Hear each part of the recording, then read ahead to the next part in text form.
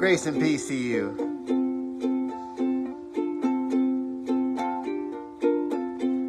Well, they blew up the chicken man in Philly last night. Blew up his house too. Down on the boardwalk, they getting ready for a fight. Gonna see what them racket boys can do. Now there's trouble busting in from out of state. DA can't get no relief. Gonna be a rumble out on the promenade. The gambling commissioner's hanging on by the skin of his teeth. Well, now everything dies, baby, that's a fact. But maybe everything dies, someday comes back. Put your makeup on, put your hair up pretty. Meet me tonight in Atlantic City. Well, now everything dies, baby, that's a fact. Everything dies, someday comes back. Put your makeup on and put your hair up pretty. And meet me tonight in Atlantic City. Yeah, meet me tonight in Atlantic City.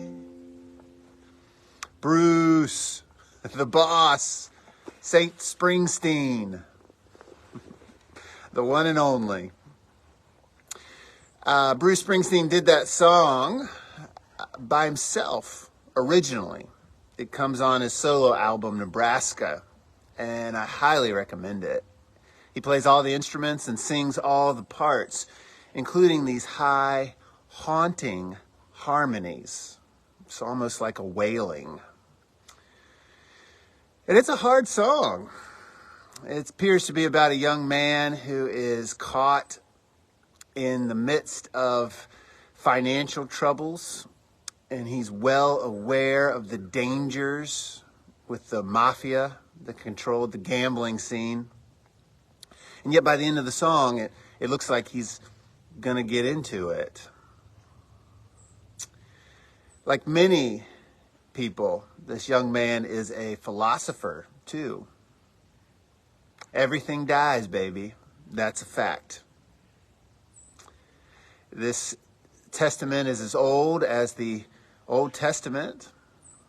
In Ecclesiastes, we find, eat, drink, and be merry, for tomorrow we die. And it seems that the protagonist of Atlantic City ascribes to the same theory. Everything dies. Put your makeup on, fix your hair up pretty. Meet me tonight in Atlantic City. Roll the dice. Go for broke. And yet the song also holds out hope. But maybe, everything that dies one day comes back. An allusion perhaps to the resurrection. Paul quoted that passage of Ecclesiastes to the ancient church in Corinth, adding that because of the resurrection, we have hope. And yet even Paul held that the resurrection was a mystery. I think if we're honest, all of us, including myself, have our but maybe moments. We look at the hardship and the struggles in the world, and we wonder, what is our cause for hope? We think of our faith and the assurance that we have, but maybe one day, things will be different.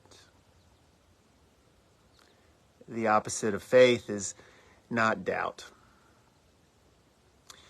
I think that the church does people a disservice when we talk about our belief in the resurrection, as if the mystery was something that we could prove definitively.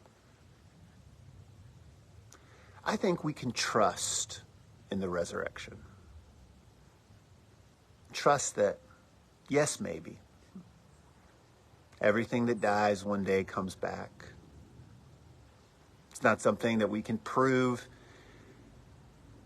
It's something where our heart can rest, or where we can find peace. That in life and in death, we belong to God. May it be so.